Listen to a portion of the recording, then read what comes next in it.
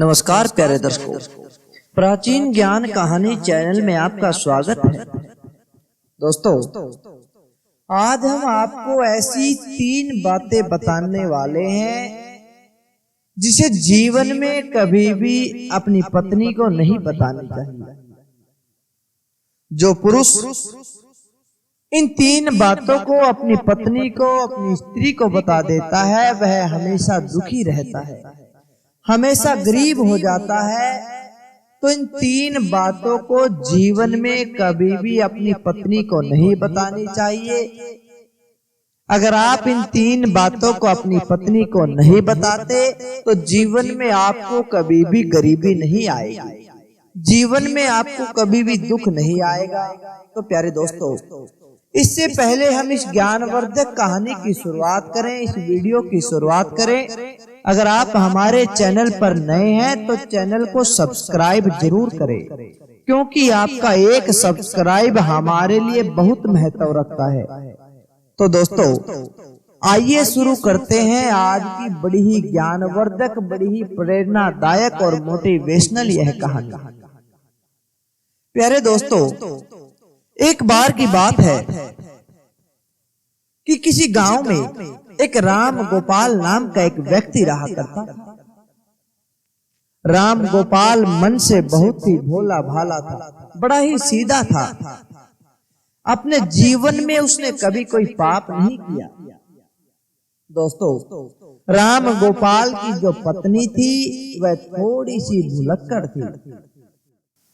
उसके पेट में कोई भी बात नहीं पचती। राम गोपाल के छोटे छोटे 2 बच्चे भी थे और राम गोपाल इतना सीधे स्वभाव का व्यक्ति था, वह अपनी पत्नी से किसी प्रकार की कोई भी बात नहीं छुपाता था। किंतु राम गोपाल अपने घर में अकेला ही कमाने वाला था। दोस्तों, जिस नगर में, जिस गांव में राम गोपाल रहा करता था, उस नगर में वह सबसे गरीब व्यक्ति था। उसके अलावा उस नगर में कोई भी गरीब नहीं था और गरीब होने के कारण ही वहां के लोग उसका मजाक बनाया करते थे, उसका मजाक उड़ाया करते थे। दोस्तों, राम गोपाल के गांव में बड़े बड़े सेठ थे और राम गोपाल भी उन सेठ के घर पर ही नौकरी किया करता था, वहां पर उनकी सेवा किया करता था। घर की सफाई, घर में खाना बनाना, झाड़ू लगाना, ये सब कार्य राम गोपाल सेठ के घर जाकर किया करता था और उसी कार्य से राम गोपाल का घर चल रहा था। उसकी 2 समय की रोटी उसे मिल रही थी।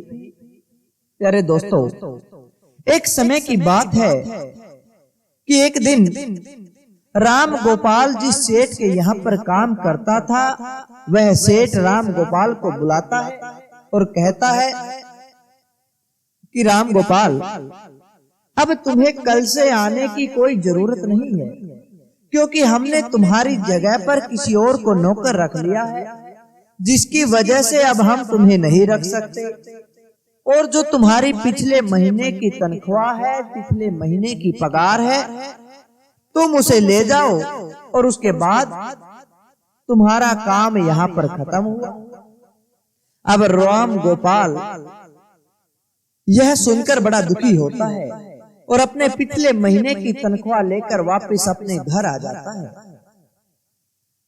दोस्तों, राम गोपाल बहुत ही दुखी रहने लग जाता है।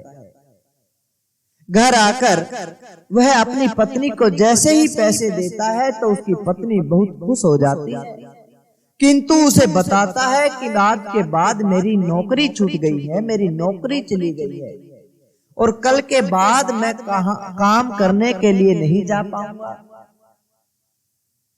दोस्तों, उसकी पत्नी को इस बात की कोई परवाह नहीं पड़ती, उसको इस बात से कोई मतलब नहीं होता, वह तो पैसे देकर खुश हो जाती। प्यारे दोस्तों, राम गोपाल उस दिन के बाद अपने घर में रहने लग जाता है, क्योंकि राम गोपाल के पास अब कोई काम नहीं था और देखते ही देखते राम गोपाल के बहुत सारे दिन बीत गए, उसे कोई काम नहीं मिला। घर में रखे हुए जो पैसे थे जो उस सेठ ने उसे दिए थे वो भी सारे खर्च हो जाते हैं। राम गोपाल सोचने लगता है कि अब हमारे घर का खर्चा कैसे चलेगा। घर में कमाने वाला केवल वह अकेला है। सोचता है कि मुझे कुछ न कुछ तो करना ही पड़ेगा, नहीं तो हम भूखे मर जाएंगे। दोस्तों, इस प्रकार कई दिन बीत गए और फिर एक ऐसा समय आ गया कि राम गोपाल के घर में खाने के लिए एक दाना भी नहीं बचा। राम गोपाल बहुत ज्यादा उदास हो जाता है, मन ही मन बड़ा दुखी होता है। और एक दिन राम गोपाल को उसकी पत्नी और उसके बच्चों के साथ भूखा ही सोना पड़ता है। कुछ भी खाने को नहीं मिलता तो राम गोपाल कुल्हाड़ी लेकर घर से थोड़ी दूर एक जंगल में चला जाता है।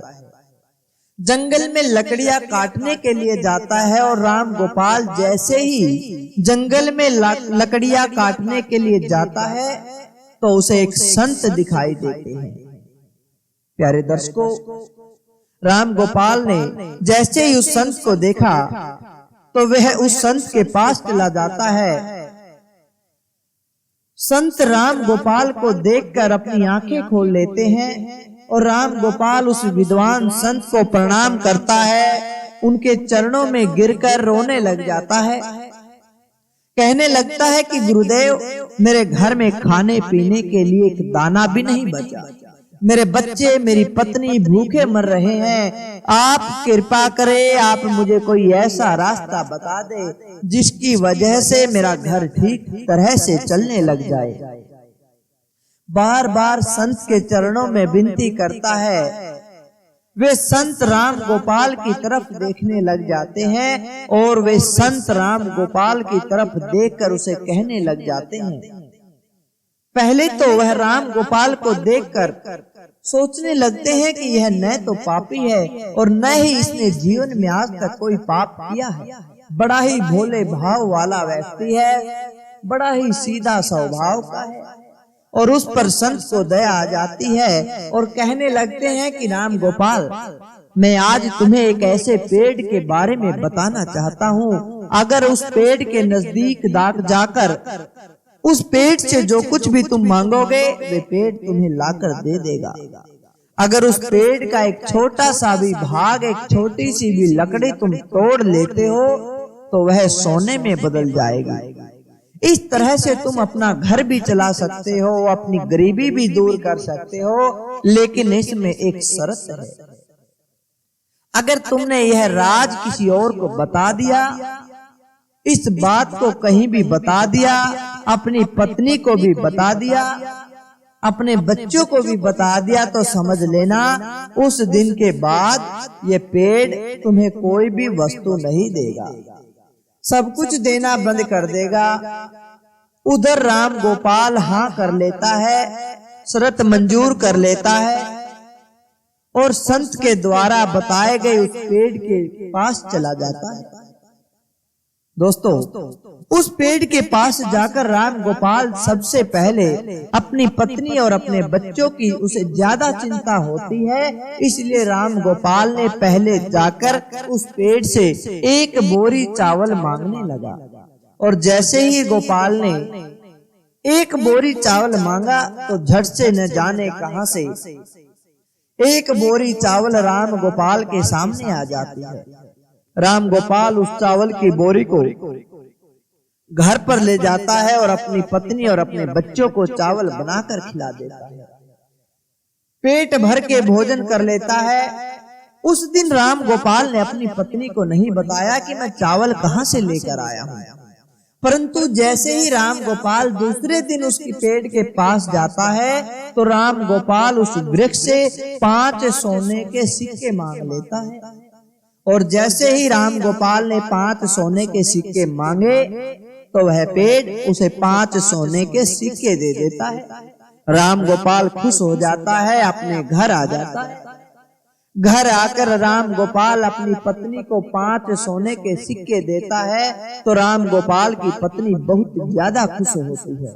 उसके बाद वह अपनी पत्नी को सारी बातें बता देता है, क्योंकि राम गोपाल की पत्नी ने जैसे ही राम गोपाल के हाथ में वो सोने के सिक्के देखे तो पूछने लगती है कि तुम ये कहां से लेकर आए हो, कहीं चोरी कर तो नहीं लाए। राम गोपाल अपनी पत्नी को सारी बात बता देता है। दोस्तों, राम गोपाल अपनी पत्नी से कुछ नहीं छुपाता, मगर राम गोपाल को इस बात का पता था कि उसकी पत्नी भुलक्कड़ है, उसको कुछ भी याद नहीं रहता, वह किसी को कुछ नहीं बताएगी। लेकिन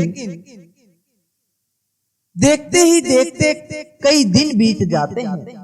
दोस्तों, राम गोपाल हर रोज इसी प्रकार से पेड़ के पास जाता है, 5 सोने के सिक्के लेकर आता है। उसका परिवार बड़ा हंसी खुशी से चल रहा था। एक दिन राम गोपाल ने सोचा कि आज मैं एक बार में ही हजारों सोने के सिक्के मांग लूंगा, और घर से जाते ही राम गोपाल उस पेड़ के पास चला जाता है और झट से उस पेड़ से एक बोरी भरकर सोने के सिक्के मांगता है, तो पेड़ उसे एक बोरी भरकर सोने के सिक्के दे देता है। राम गोपाल एक बैल की पीठ पर लादकर वे सोने के सिक्के अपने घर ले आता है। दोस्तों, सोने के सिक्के पाकर और विद्वान संत का आशीर्वाद पाकर राम गोपाल देखते ही देखते बड़ा ही धनवान हो गया। राम गोपाल के पास बहुत सारा खजाना हो गया, बहुत सारा धन हो गया। राम गोपाल पहले सेठ के यहाँ नौकरी किया करता था और अब उस सेठ से भी ज्यादा तरक्की करने लग गया, अब उससे ज्यादा धनवान बन गया। दोस्तों, यह सब देखकर राम गोपाल के गांव वाले डर गए, सोचने लगे कि आखिर यह इतना धनवान कैसे हो रहा है। यह तो बड़ा ही भोले स्वभाव का है, यह तो किसी के साथ गलत कार्य भी नहीं करता, बुरे कर्म भी नहीं करता, और इतना पैसा तो ईमानदारी से प्राप्त नहीं कर पाएगा। दोस्तों, कई बार जब गांव वालों ने राम गोपाल से पूछने की कोशिश की कि तुम इतना धनवान कैसे हो रहे हो, तो राम गोपाल ने किसी को सच नहीं बताया, क्योंकि ऐसा छिपा हुआ राज कोई नहीं बताता। परंतु वे लोग राम गोपाल को छोड़कर राम गोपाल की पत्नी से पूछने लग जाते हैं, कहने लगते हैं कि तुम्हारा पति इतना धन कहां से लाता है। तो राम गोपाल की पत्नी सारी बातें उनको बता देती है, और देखते ही देखते राम गोपाल जब एक दिन उस पेड़ के पास फिर से धन लेने के लिए जाता है, तो वह पेड़ राम गोपाल को धन नहीं देता। कई बार मांगता है, मगर वह पेड़ उसे कुछ नहीं देता। इस चीज के बारे में राम गोपाल ने ज्यादा कुछ नहीं सोचा, परंतु फिर राम गोपाल दूसरे दिन फिर पेड़ के पास जाता है और कई घंटों तक उस पेड़ से मांगता रहता है, तो भी उसे कुछ नहीं मिलता। तो वह निराश होकर सोचता है कि शायद यह बात किसी को बता दी। राम गोपाल वापस घर आकर अपनी पत्नी से कहता है कि भाग्यवान, आज मैं पेड़ के यहाँ से खाली वापस आया हूँ। पेड़ ने मुझे कुछ नहीं दिया, मैंने बहुत धन मांगा, किंतु मुझे कुछ भी हासिल नहीं हुआ।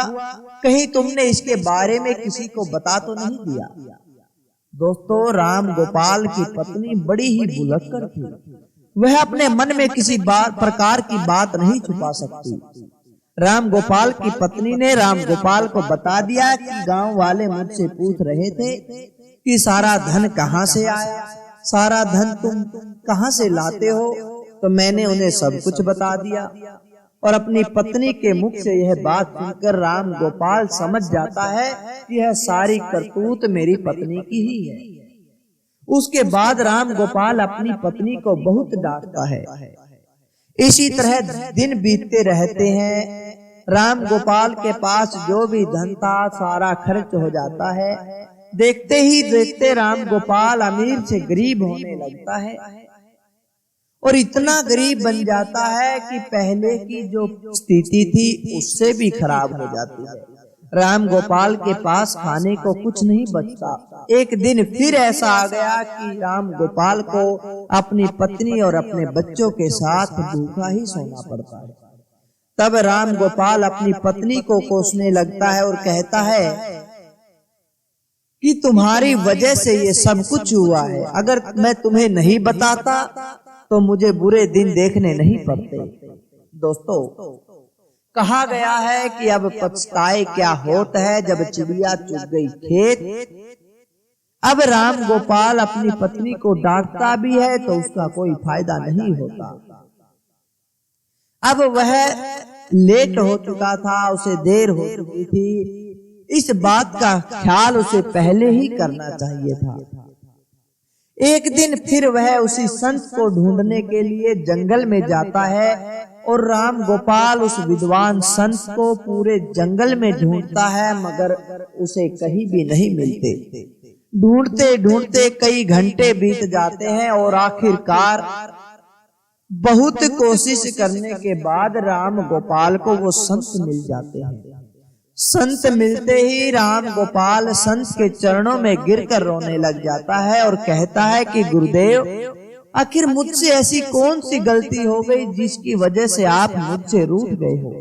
क्योंकि मेरी एक भूल के कारण आज मेरे बच्चे भूखे सो रहे हैं, मेरी संतान भूखी सो रही है। इसलिए प्रभु आप मेरी मदद करें, मेरी सहायता करें। वह साधु राम गोपाल से कहने लगता है कि राम गोपाल, अगर ऐसी बात है तो मैं तुम्हें माफ करता हूँ। तुमने अपनी पत्नी को बात बताई, मैंने तुम्हें शर्त दी थी कि किसी को नहीं बताना, फिर भी तुमने बता दी। चलो कोई बात नहीं, मैं तुम्हें इसके लिए क्षमा कर देता हूँ।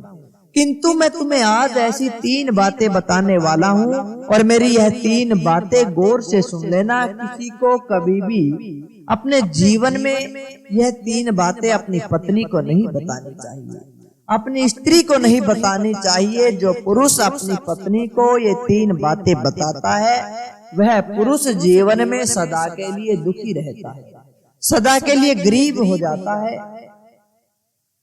वह संत कहते हैं कि राम गोपाल, अगर तुम इन 3 बातों पर आज से ही अमल कर लोगे तो फिर से तुम्हारे अच्छे दिन आ जाएंगे, तुम्हारे पास धन आने लगेगा। जैसे पहले अमीर हो गए थे तुम फिर से अमीर हो जाओगे। वे संत कहने लगते हैं कि सबसे पहली बात यह है कि कभी भी किसी पुरुष को अपनी पत्नी को अपनी कमाई का जरिया नहीं बताना चाहिए। कोई भी पुरुष अपनी पत्नी को, अपनी स्त्री को अपनी कमाई का जरिया नहीं बताए। यदि वह अपनी कमाई का जरिया बता देता है तो वह जो भी धन कमाता है उसके बारे में उसकी पत्नी को पता लग जाता है और वह धन से ज्यादा खर्च करना शुरू कर देती है, अर्थात गरीबी के द्वार खोल देती है। उसे लगता है कि बहुत सारा धन कमाया जा रहा है, वह खर्चे की तरफ ध्यान नहीं देती, केवल उस कमाए हुए पैसे की तरफ ही देखती है। और साथ ही जब तुम जो धन कमाते हो उसे पता चल जाता है तो वह उसे अपने अंदर नहीं पचा पाती, वह उस बात को बाहर दुनिया में सबके सामने बता देती है, उस बात का हर जगह ढिंढोरा पीट देती है।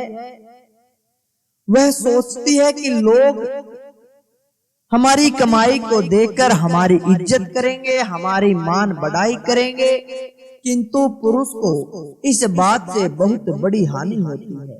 जिस प्रकार तुम्हारी पत्नी ने तुम्हारी कमाई का जरिया बता दिया और तुम फिर से गरीब हो गए, इसी प्रकार अगर कोई व्यक्ति अपनी कमाई का जरिया अपनी पत्नी को बताता है तो वह गरीब होने लगता है, उस पर दुखों का पहाड़ आ जाता है। संत फिर राम गोपाल को कहने लगते हैं कि बेटा, दूसरी बात भी हमेशा अपने जीवन में याद रखना, कभी भी अपनी कमजोरी अपनी पत्नी को नहीं बतानी चाहिए। जो पुरुष अपनी पत्नी को अपनी कमजोरी बताता है तो वह उसका फायदा उठाने लगती है उस कमजोरी को जानकर वह उसे परेशान करने लगती है। बार बार उसी कमजोरी को पकड़कर अपनी बात मनवाने की कोशिश करती है, अपना काम करवाने की कोशिश करती है। जो व्यक्ति अपनी कमजोरी को अपनी पत्नी को बता देते हैं वे जीवन में हमेशा पछताते हैं। तो दोस्तों, किसी भी पुरुष को अपनी पत्नी को अपनी कमजोरी नहीं बतानी चाहिए। संत फिर राम गोपाल को कहते हैं कि बेटा, तीसरी बात, हमेशा अपने पल्ले गांठ बांध लेना, क्योंकि यह बात आपकी इज्जत, आपके मान सम्मान की है। आपको जीवन में कभी भी, जब भी कभी आपका अपमान हुआ हो, उसे अपनी पत्नी को नहीं बताना चाहिए, क्योंकि जब कभी आप अपने अपमान को अपनी पत्नी के सामने बता देते हो तो वह आपकी पत्नी बार बार उस बात का ताना देती है। छोटी छोटी बात पर आपको हुए अपमान के बारे में बोलकर आपको परेशान करती है और उस ताने की वजह से न जाने कितनी बड़ी लड़ाई शुरू हो जाती है। दोस्तों, संत कहते हैं अगर कोई व्यक्ति अपनी पत्नी को अपना अपमान बता देता है और वह पत्नी उस व्यक्ति को अपमान के बारे में बार बार याद दिलाती है तो वह अपने शत्रु से, जिसने उसका अपमान किया है, उससे बदला लेने की कोशिश करता है, जिससे बहुत बड़ी लड़ाई खड़ी हो जाती है। वह मजबूर हो जाता है। तो इसलिए जीवन में कभी भी अपनी अपमान को, अपनी बेइज्जती को अपनी पत्नी के सामने नहीं बताना चाहिए। तो दोस्तों, ये 3 बातें संत ने राम गोपाल को बताई और कहने लगे कि राम गोपाल, ये 3 बातें हमेशा अपने दिमाग में रखना, अपने पल्ले गांठ बांध लेना और इन पर हमेशा अमल करना। दोस्तों, इतनी बात सुनकर राम गोपाल अपने घर जाता है और 3 बातों को हमेशा ध्यान में रखता है और देखते ही देखते राम गोपाल के अच्छे दिन वापस आने लगते हैं। वह 3 बातों पर अमल कर रहा था, अपनी पत्नी को ये 3 बातें नहीं बताता था और राम गोपाल फिर से रंग से राजा बन जाता है। तो प्यारे दोस्तों, आपको भी ये 3 बातें समझ लेनी चाहिए। ये 3 बातें कभी भी अपनी पत्नी को नहीं बतानी चाहिए। तो दोस्तों, कैसी लगी आपको यह आज की कहानी? अच्छी लगी तो लाइक करें, शेयर करें और कमेंट करके हमें जरूर बताएं। धन्यवाद दोस्तों।